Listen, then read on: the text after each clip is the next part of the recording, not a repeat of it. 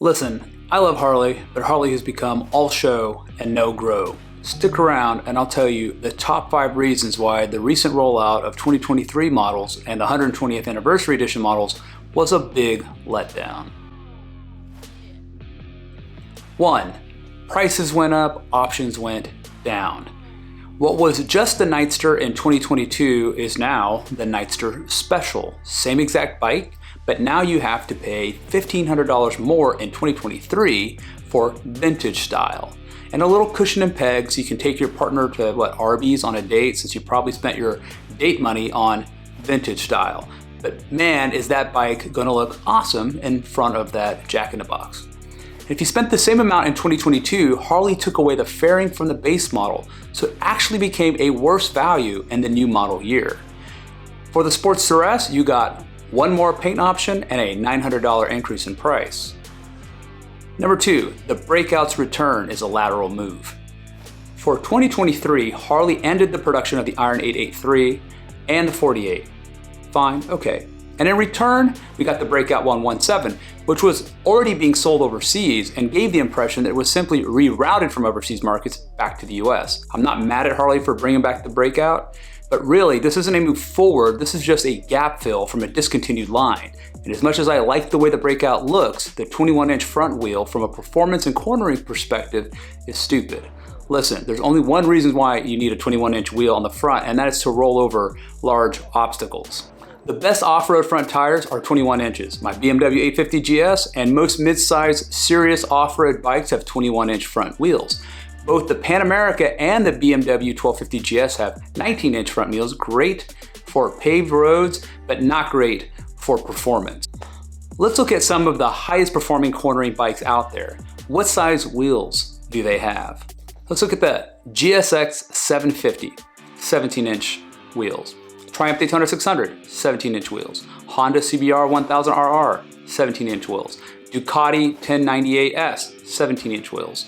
But you may be saying, Riddler, no kidding. I'm not trying to ride a sport bike, okay? Well, let's look at the Honda Goldwing GL18, 18-inch wheels. The BMW 1250 RT, 17-inch wheels. I've owned one and it turned like a surgeon's scalpel. Indian Roadmaster Limited, 19-inch wheels. And I've test ridden one, and in my opinion, it turns like a barge. So let me ask you, what size are the wheels on the 2022 King of the Baggers Harley Road Glide Special Bike? Any guesses? 17-inch front and rear. So anyway, all that to say that 21-inch wheels scream, I don't care about actually on-road performance. I just want to ride for show. So that's mostly it from the entry-level bikes, which with the increase in prices are getting farther from approachable for most new riders. All bikes at that level received an increase in price with some new color options, except the Heritage Classic. They raised the price on the Heritage by $400 and eliminated 7 colors from the option list. Number 3, compared to 2022, 23 is a disappointment. I'm not going to do a side-by-side on all the baggers, but what I will say is that 2022 was a great year in retrospect. The best value and style, in my opinion, of 2022 was the Apex colorway, which looked sick and cost you nothing more than a standard color. That was the absolute best value of that year, and if you got your hands on one, congrats. Let's look at the CVO models. In 2022, there were 3 CVO models. The pinnacle model was the CVO Road Glide Special. It came in 3 colors. The most expensive coming at a $3,000 premium with a final MSRP of $47,899. For 2023, we get 1 CVO model with 1 colorway and an increase in cost of $4,100 for essentially paint.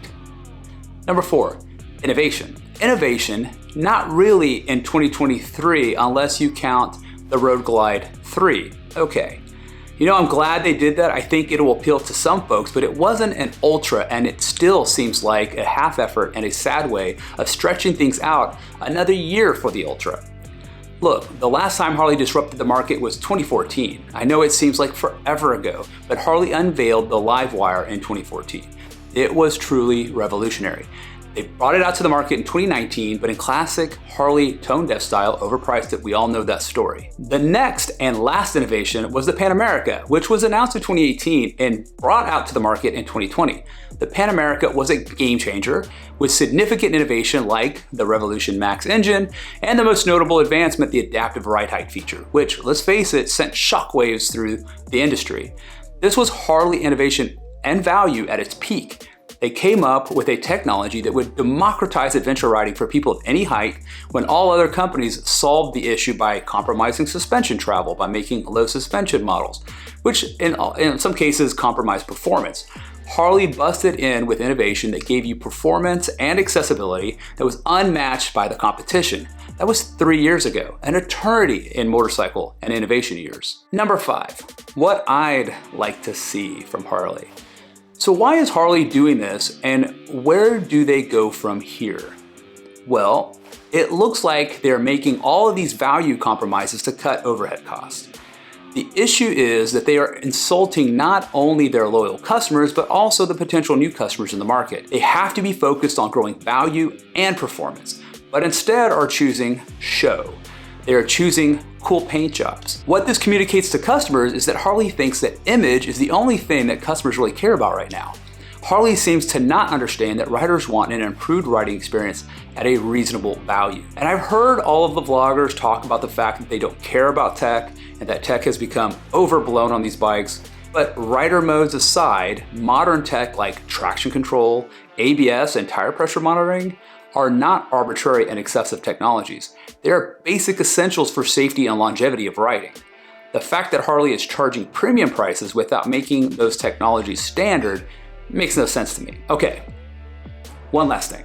What is the bike I think that Harley is missing that could grab a lot of new riders? Let's look back at the king of the baggers bike I was talking about a while ago. Why doesn't Harley make a Road Glide CVO R or something like that with 17-inch wheels, more suspension travel, and include the adaptive ride height from the Pan America?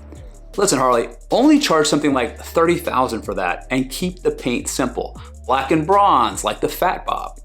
That would be an ultimate bike. Have a parallel version of the lowrider, like a lowrider RR. So what do you think? Has Harley slipped into a mode of all show, no grow? Have they lost touch with performance and value? Would you buy a Road Glide CVO R? Leave a comment, please like and subscribe, and see you next time.